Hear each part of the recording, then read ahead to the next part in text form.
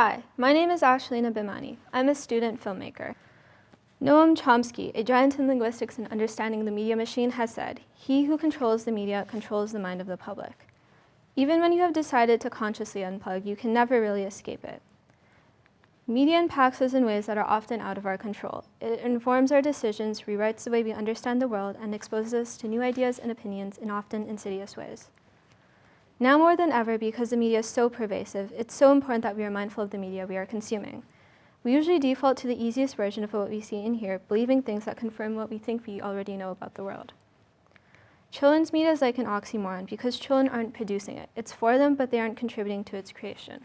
All the decisions are made by adults about what they think is good or bad for youth, often based on literature also produced by adults for children that these adults consumed as children. My aim is to analyze this media for children because we're not paying enough attention to the relationship between youth and media. We need to look closely at how we're being influenced and how it impacts the way we see ourselves, our communities, and our worlds. To understand where we need to go, we need to look at where we've been. Historically, media identifies children as pre-social beings, a special audience that needs to be protected by adults. Back in the 50s, when television was new, children consumed what their parents consumed. In the 60s and 70s, we saw things like Sesame Street, which started recognizing children as consumers of media. In the 90s, the media landscape for infants changed forever. Yes, the Teletubbies led to the discovery that children under the age of 3 actually have their own interests, and so a new demographic was born. Research in child development is what led to the creation of media aimed at children, so I thought I would start there. Media producers realized that they could target youth by using research in child development. Let me share how my interaction with media has changed as I grew and think about yours. Researchers at the University of Amsterdam did an in-depth study on youth and media. They shared that when I was 2, I liked sensory experiences, things I could touch and see, human faces, voices, like these. I didn't care about a storyline. All I cared about was bright, high-contrast visuals. From 2 to 4, I believed everything I saw on the screen was real. I started to identify with characters, both human and not human. I paid attention to physical traits. Do you remember Scar and Mufasa? Scar was skinny, darker, and had a long face and beard. Mufasa had a rounder face, lighter, bigger mane, and was healthy. Mufasa was seen as good and Scar bad. Have you noticed? We rarely ask what this means for youth and how they understand the world. At 5, I started to go to school. I was less dependent on my parents, and I started to form my own media preferences. I paid more attention to action and adventure. Some kids my age started to prefer violence. This speaks to our newly developed cognitive needs. Apparently, I felt like I was experiencing things my parents wouldn't allow me to do in real life, like stealing from a museum. At this age, I gravitated towards friend groups and extra feminine or masculine characters like these. By 8, I wanted to see media that was realistic, even if it was set in a fantasy universe. Until 12, I appreciated characters that not only looked like me, but thought like me too. But I didn't look like Carly. Between 13 and 15, the researchers of Amsterdam said I wanted to see more complex content. Complex storylines paired with complex characters, and gender-specific interests, which make a comeback at this time. Our dopamine systems are in overdrive, so we're seeking out thrilling content. They were right. I know this show captured our imaginations and started so many discussions online about who A is.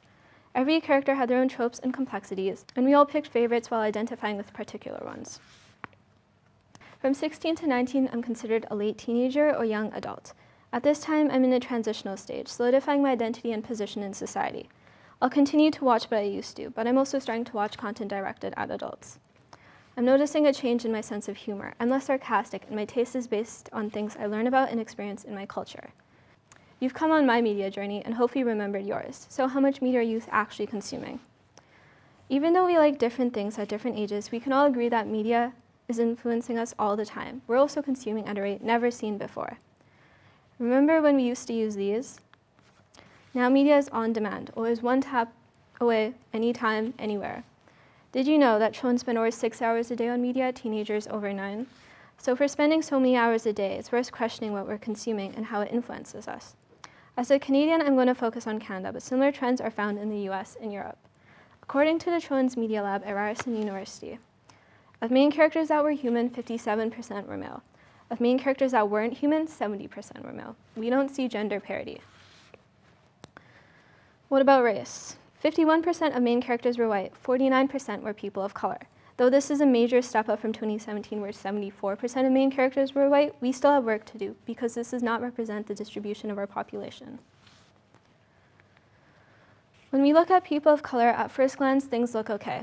51% male and 46% female, so there is gender parity in characters representing people of color. Awesome.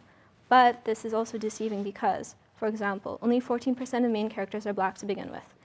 So even if there's gender parities for main characters that are people of color, they're still underrepresented overall as main characters. What about disability? Did you know 20% of Canadians live with a disability, but only 2% of main characters had one? And only 9% of characters wore glasses. What's wrong with glasses? What does this say about the media landscape that children are consuming? What is it teaching them? Think back. When was the first time you saw yourself in media? The first time I saw myself, I was 6 and Princess Jasmine appeared on the screen. The context she was in felt familiar and I was riveted. Here was someone who not only looked like me, but lived in a context that felt familiar, even if I wasn't a princess with a pet tiger. Aladdin was a game changer for a lot of brown youth. But while being fierce and independent, all good traits for a young girl of color to see, the movie was filled with random stereotypes and orientalist images of both women and men. What is this teaching young children about themselves, about others? Are we creating inclusion or propagating misinformation? Or are both happening? What if a child has a limited social environment that lacks diversity? They may believe in the stereotypes they are presented with. But if we don't have some sort of representation, they may not even believe in people that don't look like them. It's important that they see and learn about others to learn empathy and inclusion, but we need to do better at how we represent difference. It's 2022. We should be at gender parity in media. Why aren't we? We know that our societies are diverse. Why does our media not reflect this? We see that a large percent of our population are living with a disability, but we don't see them as the nuanced and interesting people that they are in our stories. And 55% of Canadians wear glasses. Don't you think more than 9% should be seen in media? However, content creators often use personal experience and cultural upbringing to inform their content. Why is no one questioning this? Media is informed by content creators' personal experiences, which means there needs to be a more diverse pool of content creators rather than filler characters that fulfill quota requirements. We need to move away from gender roles and create an environment where anyone can do anything. We need to expand our imaginations beyond national limitations and think globally. A society may be homogenous, but the world does not. Parents need to keep an eye on what their child is consuming. Removing access to media often makes youth want to retaliate. Instead, have conversations about what they're seeing. A child watching at home needs to be educated and aware of their own cultural landscape, but expand it to include the global cultural landscape. And learn empathy and inclusion to learn from those who aren't like them. Who should ensure this happens? Canadian Media for Children has a global presence, but it is understudied and underassessed. In Canada, we have the Canadian Broadcasting Act. The Act identifies children as a distinct group who deserve programming that is varied, comprehensive, and a balance of information, enlightenment, and entertainment. The CRTC ensures that violence doesn't find its way into children's media. You know those disclaimers at the beginning of every show telling you the following consists of scenes of violence. Viewer discretion is advised. Honestly, I struggle to find any group or body that made sure broadcasted content was better than just appropriate. We need to ensure that children are consuming media that is rich and diverse, reflecting the cultural landscape that they live in. Though there is a lack of governing bodies in this area, you'll find universities and academic groups doing the work of assessing and analyzing the influence of media for children. Globally, bodies like the OECD are paying attention to the impact of media on youth. They work to build policies that ensure equality and well-being for all. In Canada, the Children's Media Lab at Ryerson University organizes research projects and think tanks to help industry and academia work together. Bodies like this can share experience and knowledge, establish good practices, and international standards for media for children. This work will hopefully lead us into a future where media created for children is more intentional, rich, diverse, and helps them fulfill their untapped potential. We know that media for children should be richer and serve youth, not an adult agenda. This means we need to pay attention to the media for children and what effects it has on them. We need governing bodies that hold media producers accountable. We need to strengthen civil societies and institutions to continue the great work that they're doing. We need to speak up as individuals and hold both government and media producers accountable. What about you?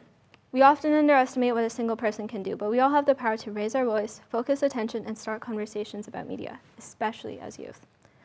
Once we have started these conversations and raised these questions, we have to ensure we stick it out to the end, holding each other accountable. This change will not happen in a day. Media is everywhere. It is unavoidable. It can lead to very positive outcomes, but also very negative ones. Going back to what Chomsky said, I'll leave you with this question. Who do you want to control your mind? Thank you.